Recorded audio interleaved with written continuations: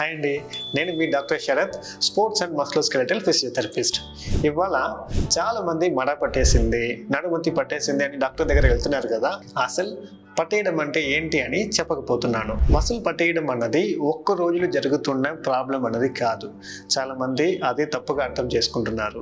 Night నిద్రపోతారు, నిద్రలోనే పట్టేస్తుంది, లేకపోతే నిద్ర నుంచి లేచిన తర్వాత పట్టేస్తుంది, లేకపోతే బాత్రూంలో ఎక్కడైనా మనం కింద సడన్గా వంగుతున్నాం అనుకోండి, అప్పుడు పట్టేస్తుంది.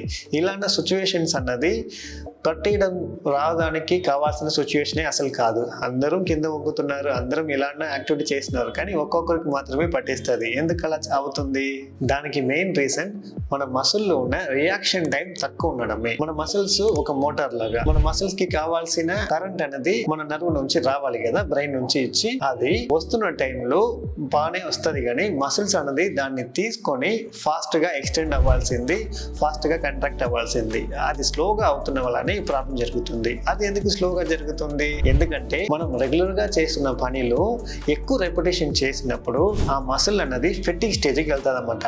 టైర్డ్ అయిపోతుంది. టైర్డ్ అయిన తర్వాత కూడా మనం యాక్టివిటీని మళ్ళా చేసి ఏమవుతుంది అంటే, మసిల్ కి బ్లడ్ సర్క్యులేషన్ అనేది ప్రాపర్ గా దొరకకుండా మసిల్ అన్నది కంప్లీట్ గా ఒక టైట్ స్టేజ్ కి వెళ్ళిపోతుంది.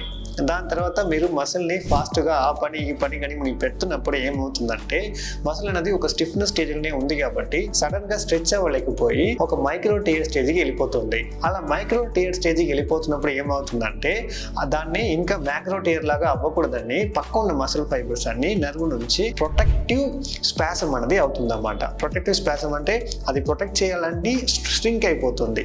దాని నుంచే మాకి ఈ మూమెంట్ రెస్ట్రిక్షన్ అవ్వడం కానీ, పెద్ద పెయిన్ రావడం కానీ అవుతుంది. సో పట్టేయడం అంటే దానికి వెనక ఉన్న మెకానిజం ని మీరు అండర్స్టాండ్ చేసుకొని ట్రీట్మెంట్ చేస్తే దీన్ని మీరు మళ్ళీ రాకుండా కూడా లైఫ్ లో ప్రివెంట్ చేయొచ్చు.